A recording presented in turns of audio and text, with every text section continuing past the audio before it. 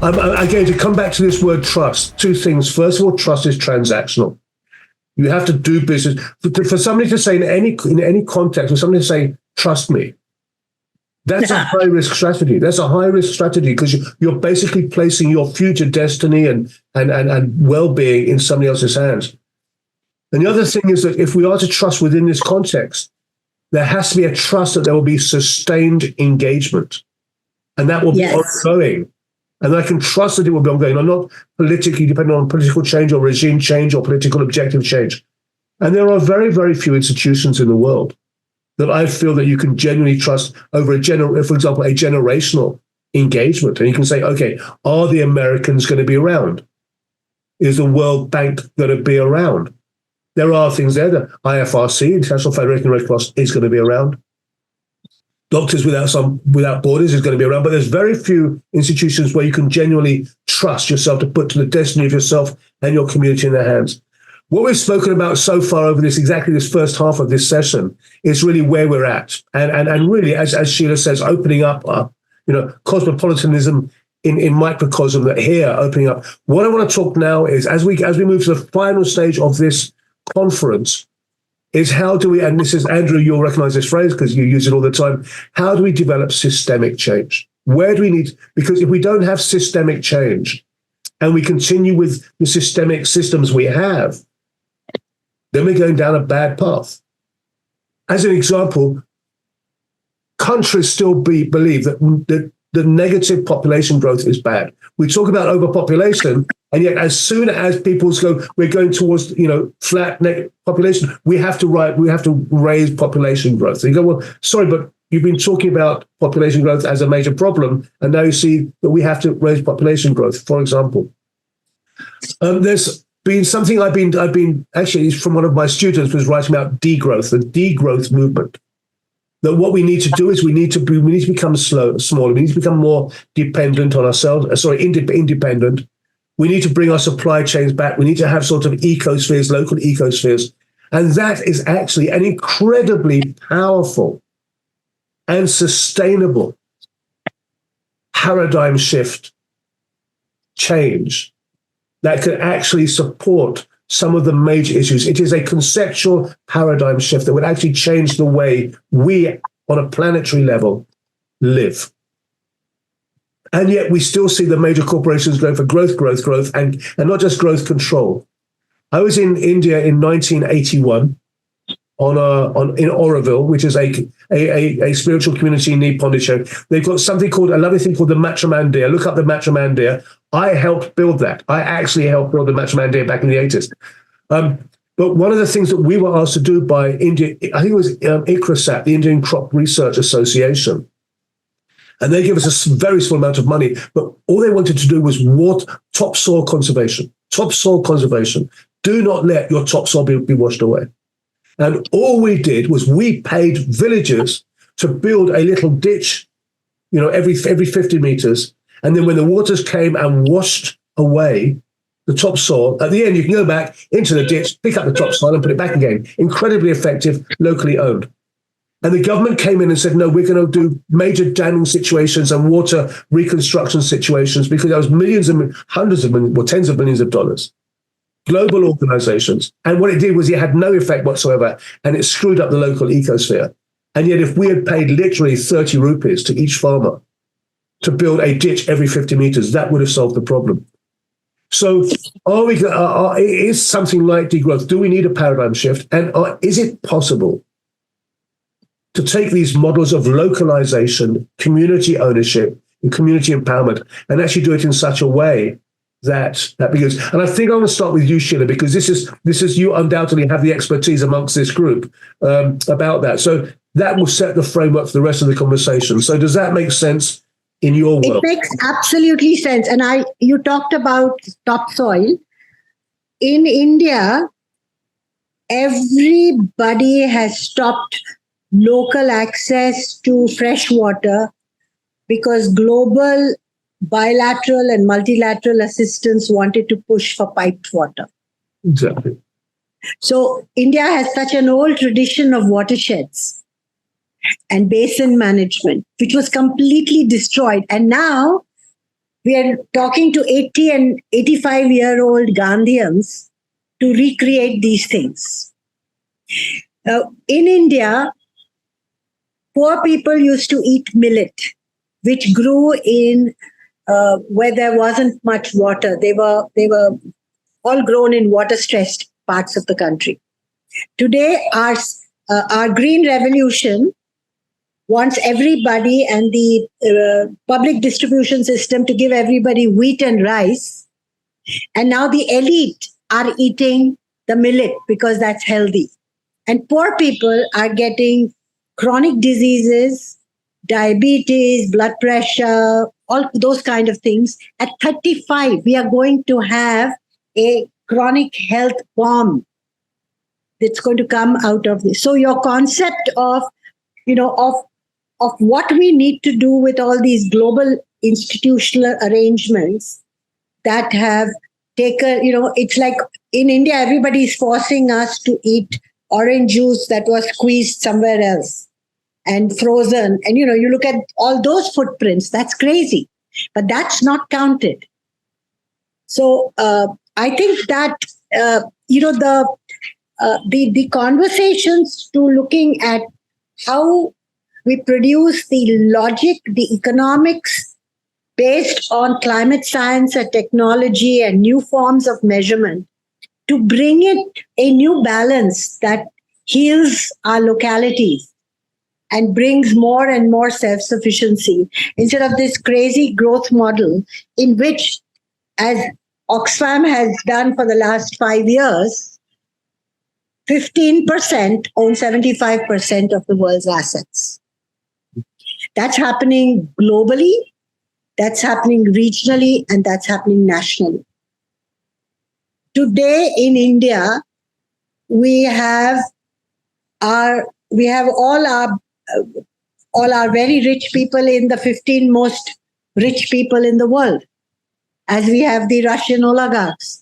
So my point is that there is a whole transitional and transformational process, and we are very few people struggling to articulate the potential of what we can do. And I think that we require a social movement attitude, not a manager, the project-based, management-based, efficiency-based strategy that drives today's development and asset production. And I don't know, I can be part of that, but I don't have the global architecture for that. But I'm very clear that that is what's going to heal the planet if we don't destroy it before we do that. Sheela, it's very interesting because the way you described the privatization of access to clean water, for example, is exactly what happened in South Africa in the townships as well. Yes. As I'm sure you know, and basically what it meant was that you basically monetized that, and then you basically excluded a huge part of the population that were not part of your economic system. And then I remember, and I'm thinking from memory, when the American agro-business companies wanted to come into India and sort of set up agro-business there based on high levels of chemical input into the earth and stuff like that, and really screwed up what was a 1,000-year-old culture. Right. Thank you for that, Sheela. You have done exactly what I asked you to do, which is to set the tone of the conversation. Jaroslav, I'm going to come to you. I think those of us who are engaged in the world, when we are young, we believe that if you want to change things, you need to do politics, and that's wrong. As you get older, you realize you need to do economics. If you want to change the world, you've got to get into economics, not politics. Leave the politics to the politicians. You are an economist. So therefore, I'm glad to say I'm looking forward to knowing what the solution is. As an economist, I'm sure everyone. But can we use economics as a concept? Can we use that to trigger and sustain systemic change that can have a genuine impact in these areas? Thank you. You know that I ran for politics for president at one point because I wanted people to know more about economic issues. And I would like to start with one very simple thing to remind all of us about humility for scholars. I do not know any scholarly models, equations, functions that would predict the future. Let's take it as an axiom of human action. future is unpredictable. We can talk about probabilities, we can talk about different scenarios.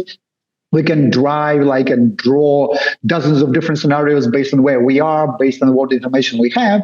But economic science is not about predictability of numbers, dates, and all these things. And right now, when we're emerging in this focal point of technological disruption, fourth technological revolution, when the major institutions, international world order doesn't work, doesn't deliver, when there's a trust crisis and a financial crisis and cost of living crisis, so it's like a turmoil. Whoever tells you that he knows what will happen next year, I urge you to revise the IMF prediction of two major parameters, GDP and inflation. The mistakes were like multiple fold, not just 5 to 10% like change or mistake. It's like in times, 2, 3, 5 times for developed countries. So people say it's like, it's more mystery. It's the problem with what we have as a mainstream economics, mostly, or geopolitics, is that it is turning into mystical ritual, shaped and wrapped in sophisticated mathematics, modeling, graphs, and everything. So let's go back to, again, basics, check our premises, what these numbers are for. Secondly, then how to deal with the fear of the unknown. Let's see what is known, what we do know. And we know a human that is better to manage his own resources within his private property than delegating authority to somebody else, especially if he doesn't take any responsibility for the actions and for the results of his actions and decisions. So we centralized too much economic power, merged that with political power, and did not deliver on responsibility. That is hence the idea of free world, globalization, no borders, no fences, is essentially get back not to federalization and super concentration of everything within one center of virtuous individuals, superhumans, scholars, but rather rely and trust individuals. In order to ensure free trade, we don't need federations, we don't need World Global Bank, we don't need global institutions to manage us with one digital currency. As Sheela rightly said about this inequality, but as an economist, I analyzed two things: the growth of inequality on the one hand, and monetary expansion of central banks on the other hand. As any economist can tell you, there is a continual effect when who gets the free money from central banks first. Big guys, big corporations, too big, too important to fail companies, and they are becoming the institutions that are not reportable, not responsible for anything. So they privatize profits and nationalize and make public losses, which is the grave violation of principles of the Western civilization. So that is what all totalitarian, authoritarian rulers do. They get all the benefits for themselves, and they put all the losses and toxic assets to the people. And that is contrary to what we stood and what we built our welfare on like 100 years ago. So essentially, we have to revise that too. But then I think that the future of open world is also based on very simple English law and any civilization law. It's law enforcement. Once we make any laws, they must be enforced properly, and so that law, that rule should abide by everybody. So if we have responsibility for losses, if somebody does not deliver on debts, he should pay for that.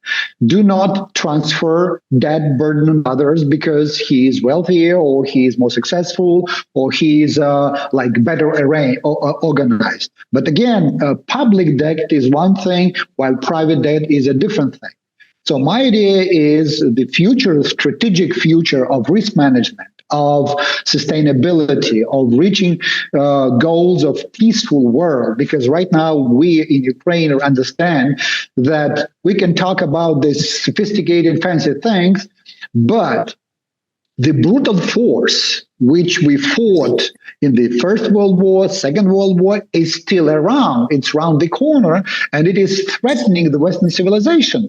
So all of us, before fine-tuning our models, should understand that aggressive Nazi Russia used many things from us, waging information and technological and other kinds of war in order to discredit and ruin trust within ourselves. Yes, but I mean, so did President Trump. I mean, if you want to see the breakdown of trust, so did Boris Johnson. Fortunately, President Johnson and Trump did not wage wars, did not want to destroy neighbors, and did not see Mexico or Ireland as threats as their own land. So that's a major difference. So while criticizing all politicians, I want just to emphasize that Putin and Nazi Russia is like a Hitler, and we should keep that in mind. Okay, we keep that in mind. But at the end of the day, again, going back to development in general, overhauling it, not just from the perspective of deliverables, but also the fundamentals. What would make Indians, British, Ukrainians, Poles, Americans be on the same page is not to empower big international organizations, rather to empower people like us, NGOs, scholars, experts, so that we unite much and get these bridges of understanding better than politicians. I mean, in theory, that's nice.